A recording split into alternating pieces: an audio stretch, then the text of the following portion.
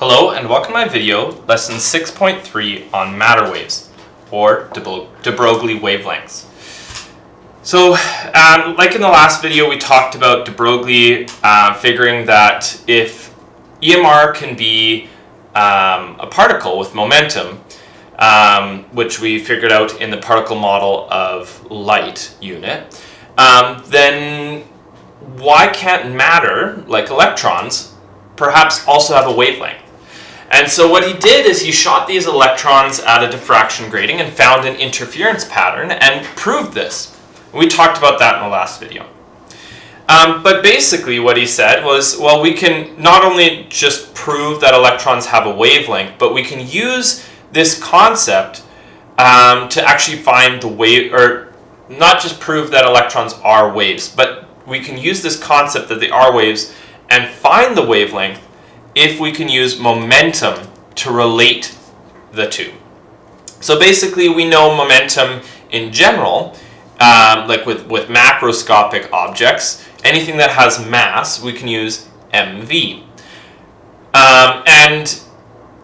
That's true, but if we say momentum is momentum, it doesn't matter what type of momentum we have, then we can also use momentum as h over lambda. So that's what he did. He compared the two momentums and then worked out the wavelength of an electron. Or he worked the other way. There's multiple things he could have done, but basically he kind of proved this equation to be true, and rearranging he was able to get lambda on its own. So you can work your way in either direction, and you know, maybe we could find an interesting one. Instead of doing it this way, let's do it the other way around. Okay, so you can solve it in different ways, but yeah, let's go ahead and try example 1. So to start off, I recommend you always just think, oh yes, momentum is momentum. It doesn't matter what type we have. So we're going to have mv equals h over lambda. And then solve for whatever you need to do. So solve for, in this case, wavelength. So it's going to be like this. And now we can solve it in our calculator. So 6.63 times 10 to the exponent negative 34 over mass, which is mass of an electron, which we can find in our formula sheet, 9.11 times 10 to the exponent negative 31. So always make sure you're checking your formula sheet for any values that you do not know. And then the speed, which is 2.36 times 10 to the exponent 3. And so what we get here is a wavelength of 3.08 times 10 to the negative 7 meters, or we often change wavelength closer to nanometers because it's much more easily dealt with. So this is 308 nanometers. So if you just times by 10 to the, times by 10 to the 9, which is what nano means, then that's what we get.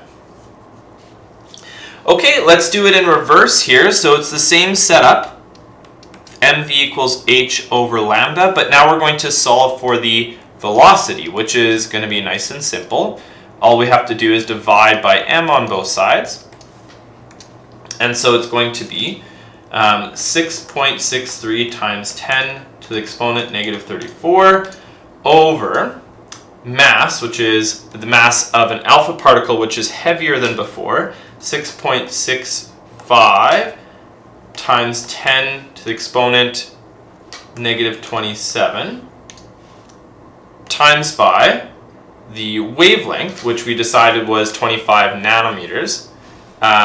So 25 times 10 to the, I did it again, times 10 to the exponent negative 9, because it's nanometers. We press enter, and so that means its speed must be 3.98 meters per second. So it's going fast, but it's not going crazy fast. All right, I hope this video helps you better understand de Broglie wavelengths and matter waves. Hope the video helped, and good luck.